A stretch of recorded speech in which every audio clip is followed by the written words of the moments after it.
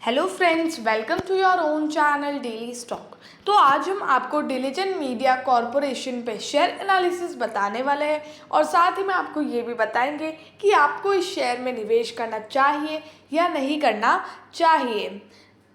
और सबसे पहले हम आपको बताएंगे इस वीडियो में कंपनी क्या काम करती है, उसके कॉम्पिटिटर्स कौन कौन हैं, शेयर प्राइस चार्ट बताएंगे, then promoter holding share holding pattern बताएंगे और क्वार्टरली रिजल्ट का एनालिसिस करेंगे। और अगर आगे बढ़ने से पहले अगर आपने हमारे चैनल को सब्सक्राइब नहीं किया हो तो आप हमारे चैनल को सब्सक्राइब ज़रूर कर दीजिएगा। So let's begin. Delusion Media corporation ये प्रिंटिंग और पब्लिकेशन है इनका, और न्यूज़पेपर ये प्रिंट करते, साथ में magazines, books, inserts, annual reports, ये सारी चीज़ें ये पब्लिकेट करते, दैन प्रिंट करते, और इनका ऑनलाइन न्यूज़पेपर भी है। लेकिन कुछ साल पहले लाइक 2019 तक 2015 में इन्होंने अपना खुद का न्यूज़पेपर स्टार्ट किया था। डिजिटल न्यूज़पेपर नहीं, नॉर्मल न्यूज़पेपर, ऑफलाइन जो पढ़ते हो आप वो न्यूज़पेपर, जो पुणे, बैंगलोर, मुंबई, जयपुर ऐसे सब मेट्रो सिटीज़ में स्टार्ट किया था। 2019 तक चला भी था, इंग्लिश न्यूज़पेपर था, लेकिन ड्यू टू सम रीजंस नहीं चल पाया उसके आगे। उसके बाद इन्होंने डिजिटली कन्वर्ट कर लिया और अब ऑनलाइन न्यूज़पेपर पब्लिश करते हैं।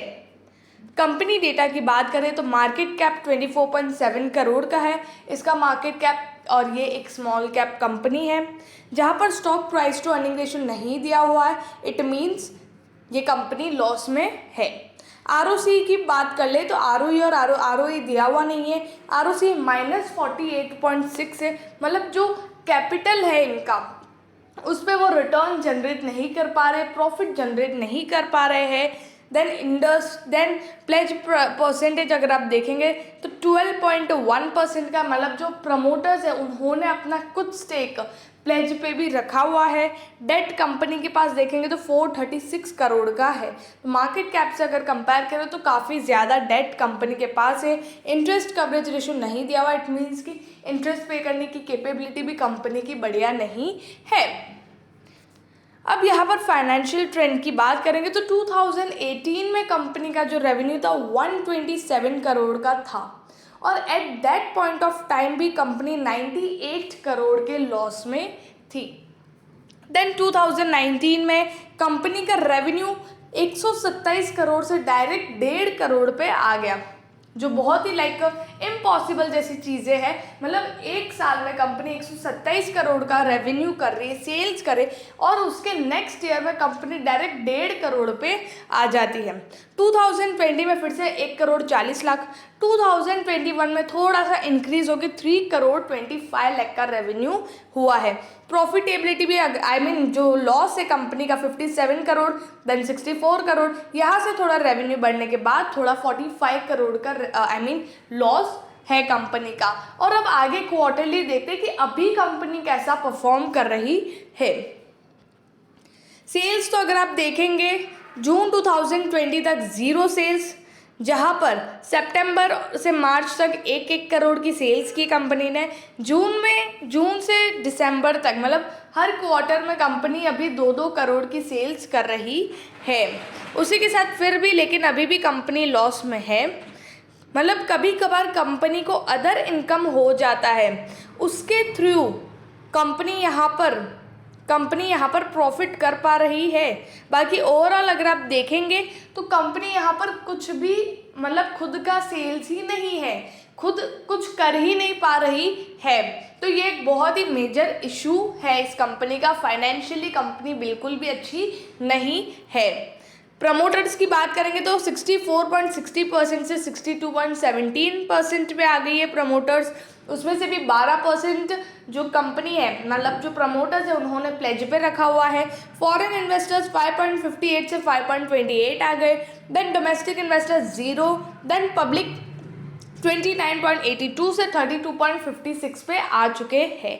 मतलब प्रमोटर्स भी थोड़ा बहुत अब उन्होंने स्टेक रिड्यूस किया है, फॉरेन इन्वेस्टर्स ने भी थोड़ा रिड्यूस किया है, और पब्लिक का यहाँ पर स्टेक बढ़ रहा है।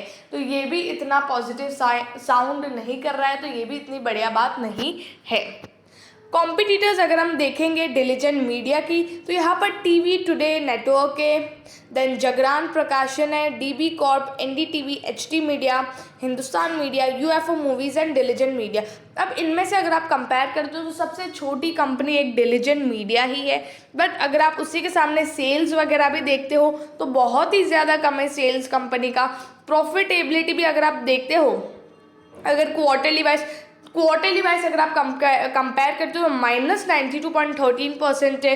देन सेल्स अगर आप देखते हो, क्योंकि पिछली बार कुछ अदर इनकम हो गया होगा तो उस वजह से सेल्स का यहाँ पर इतना ज़्यादा दिखा, नो उससे पहले कंपनी का सेल्स जो था उतना नहीं था, तो इसलिए क्वार्टरली वाइज यहाँ पर 102% दिखा रहे हैं। बाकी आपको खुद को पता है कि फाइनेंशियली कंपनी कैसी परफॉर्म कर रही है, तो यहाँ पर कंपेयर हम कर ही नहीं सकते, क्योंकि ये सारी जो कंपनीज है थोड़ी ये भी है small cap he, but still यहाँ पर अच्छी खासी सेल्स हो रही है, कंपनी की प्रॉफिटेबिलिटी हो रही है। लेकिन डिलीजेंट मीडिया में ऐसा कुछ भी नहीं दिख रहा है। 5 ईयर हाई देखेंगे तो 14.40, बट करंटली 2.10 रुपीज़ पर है। 5% का इसने अपर सर्किट मारा था थर्सडे के दिन। तो अगर आपको सिर्फ पेनी स्टॉक में निवेश करना हो, सिर्फ ऐसे ही पैसे डालने हो कि हाँ चलो 2 से 4 तो 1 साल के अंदर हो जाएगा, 100% रिटर्न आपको मिल जाएगा, बट अगर आपको ऐसे ही निवेश करना है तो आप कर सकते हो। बट अगर आपको एक गुड फाइनेंशियल कंपनी में निवेश करना है तो ये वो कंपनी नहीं है, तो आपको इसे अवॉइड करना चाहिए। और अगर आपको सिर्फ पैसे डबल करने हैं, बहुत सारे लोग होते हैं जिनको ऐसे ही पैसा डालना है और ऐसे ही पैसे डबल करने, तो वो इन कंपनीज में डाल सकते हैं, तो जहाँ पर रिस्क भी है और रिवॉर्ड भी है। आई होप आपको डिलीजेंट मीडिया कॉर्पोरेशन के बारे में सब कुछ समझ में आ गया होगा। अगर आपको वीडियो अच्छी लगी तो please like and share and subscribe our channel. Thank you.